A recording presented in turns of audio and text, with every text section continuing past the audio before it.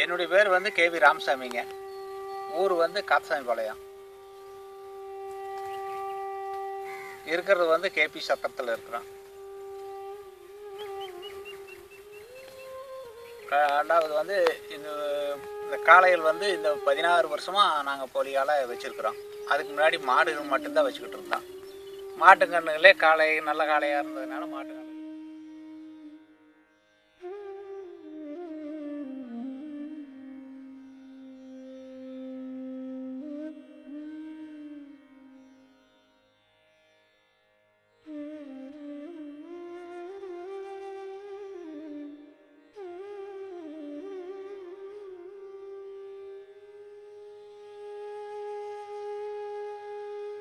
இப்போ வந்து புதுசாக மாடு ஒருத்தர் வாங்கணும் அப்படின்னா இதில் வந்து சுழி பொட்டை மாடாக இருந்தாலும் சரியே காளை கண்ணுகளாக இருந்தாலும் சரியே அது வாங்குறதுக்கு வந்து சுழி முதல்ல நெத்தியில் இந்த மாதிரி ராசம் இந்த இடத்துல இருக்கணும்.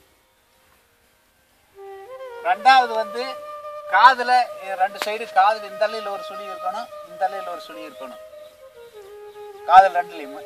அதே மாதிரி புடனையில் வந்து ஒரு சுழி இருக்கணும், ஒத்த சுழியாக இருக்கணும்.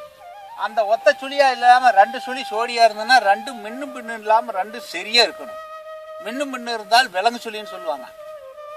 அதனால் வந்து அந்த 2 சுழி சோடியாக இருந்தது அப்படி சரியாக இருந்தது அப்படின்னா வந்து அது கழிப்பு கிடையாது, அந்த மாட்டை வாங்கலாம்.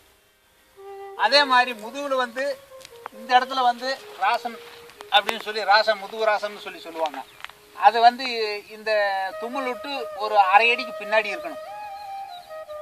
இந்த மாதிரி இருந்ததுன்னா கழிப்பு கிடையாது. அதே மாதிரி இந்த சுழி வந்து இந்த இடத்துக்கு வந்துட்டு ஒரு சாணுக்கு பின்னாடி சென்டரில் கீழே தொப்புள் இருக்கும், தொப்புள் நேர் மேலே இருந்துட்டு அப்படின்னா அந்த சுழி வந்து கழிப்பு, நீர் சுழி அப்படின்னு சொல்லுவாங்க. இந்த தொப்புளுக்கு நேர் இருந்ததுன்னா நீர் சுழின்னு சொல்லுவாங்க, அது கழிப்பு வரும். அந்த மாடு இப்போ வாங்கக்கூடாது, வளர்ப்புக்கு வந்து அது வாங்கக்கூடாது. ரெண்டாவது அதை விட பின்னாடி இருந்தது அப்படின்னா இந்த இடத்துல புட்டாணி சுழின்னு சொல்லுவாங்க, அதையும் வாங்கக்கூடாது.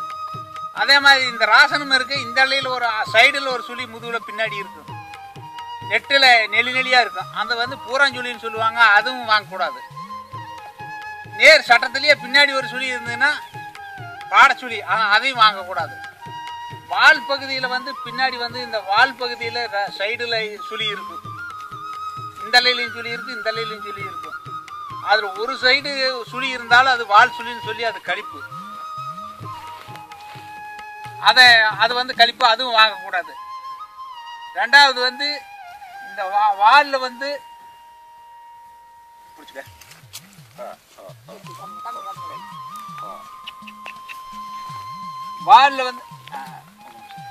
வாலில் வந்து இந்த முடி வந்து ஒரு சைடு வெள்ளை முடி வரும், ஒரு சைடு மட்டும் வெள்ளை முடி வரும், அது வந்து வெடிவால்.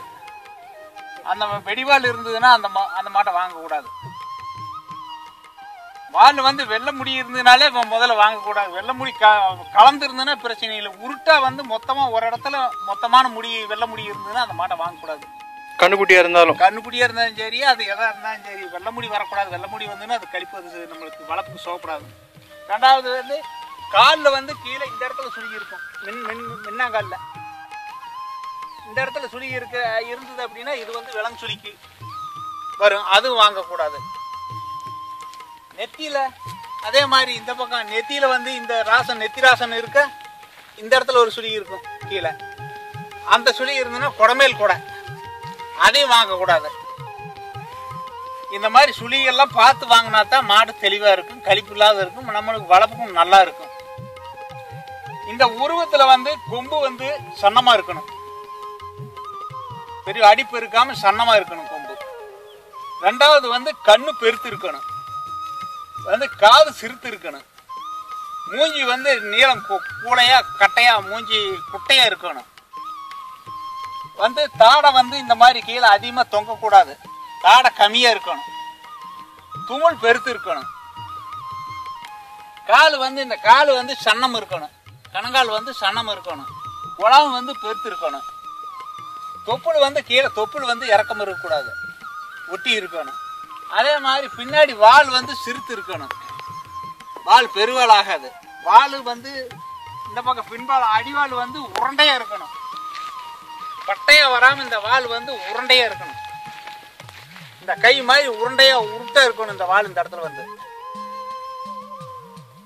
இந்த மாதிரி எல்லாம் அமைப்புகள் இருந்துன்னா அந்த கண்ணை வாங்கலாம்.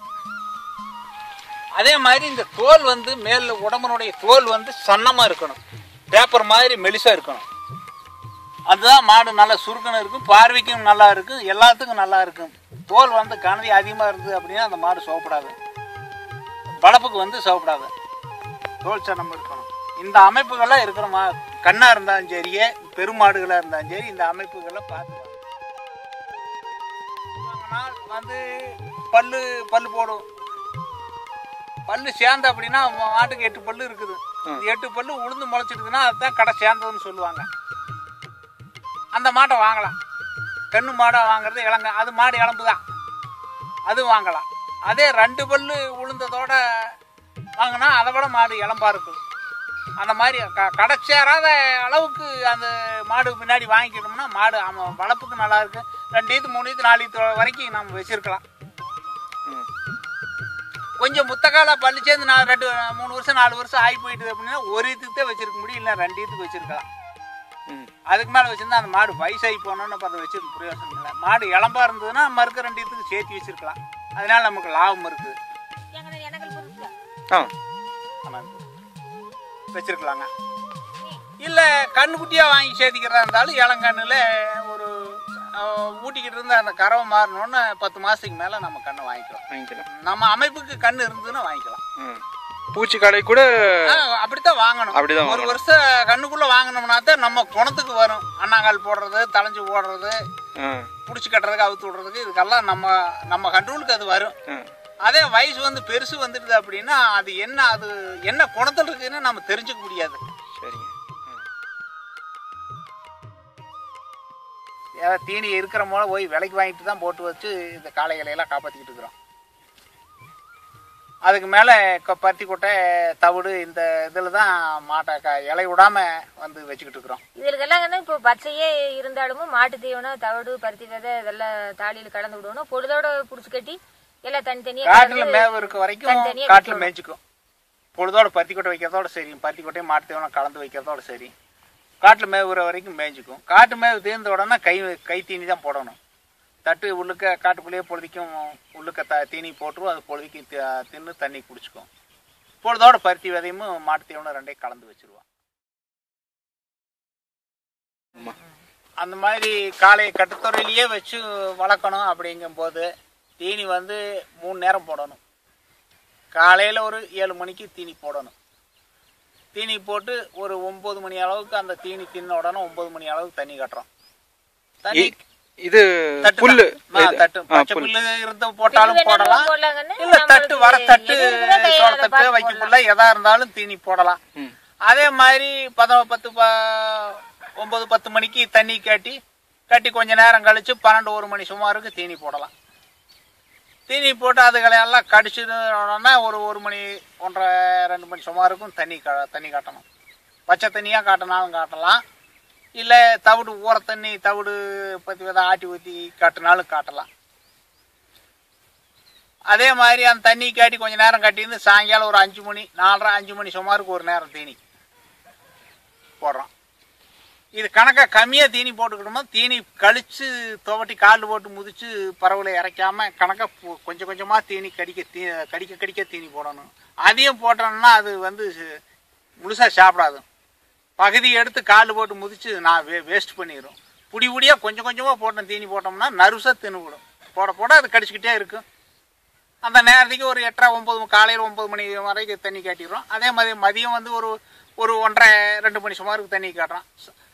தீனி போட்டு அது ஓரளவுக்கு மதியம் 1 மணிக்கும் போதே ஒரு 3/4 தின்னுக்கும். அதே மாதிரி மதியம் தண்ணி காட்டி சாயங்காலம் தீனி போடும்போது ஒரு 5 மணி வரைக்கும் அந்த கொஞ்சம் கொஞ்சமாக தீனி போட்டு 2 தரம் 3 தரம் தீனி போட்டு தண்ணி காட்டணும்னா 5 மணிக்கு தீனி காட்டணும்னா அப்புறம் அதுக்கு மேலே தீனி வேண்டியதில்லை. நைட்டுக்கெல்லாம் தீனி போடணுங்கிறது இல்லை, பகல் தீனியோட போதும். நைட்டு தீனி போட்டு பழக்கம் பண்ணோம்னா அது நைட்டுக்கு தீனி போட வேண்டிய பழக்கத்துக்கு வந்துடும். கறவேர்மிக்கு போடுற மாதிரி பழக்கத்துக்கு வந்துடும். இந்த 3 வேளை தீனியிலேயே பொழுத போய்க்கு இருக்கணும். தண்ணி ஊற தண்ணி வச்சாலும் வைக்கலாம், பச்சை தண்ணி காட்டினாலும் காட்டலாம். ஆனால் பொழுதோட பூச்சிக்காலைகளுக்கெல்லாம் வந்து காலக்கண்ணு வளர்த்தணும் அப்படின்னா பொழுதோட வந்து பருத்தி கொட்டை வைக்கணும். பருத்தி எடுத்து மாட்டு தீவனைக்கணும். மாட்டு தீவனை கலந்து கட்டி வச்சு காலை வளர்த்துற விட இப்படி காட்டுக்குள்ள போய் வர்றதே நல்லா இருக்கு. பரவல் சுத்தி வந்ததுன்னா காலாரம் சுத்தி வரும், மாடும் நல்லா இருக்கும், மாடும் ஊக்கம் வரும். எத்தனை தான் தீனி கொடுத்தாலும் கட்டுத்துறையிலேயே வரும்போது அந்த இளங்கடல் வேணா வரும், பெருசு வரும்போது காட்டுக்குள்ள சுத்தி வர மாதிரி கண்ணு மாடு ஊட்டம் வராது. தீனியில அது இஷ்டத்துக்கு சாப்பிடும், வேண்டானாலும் எரிஞ்சிடும். அதான் அதுக்கு வளர்த்த வேண்டிய முறைகள் அந்த மாதிரி தாங்க. தீனி வந்து கழிக்கிற அளவுக்கு தீனி போடக்கூடாது.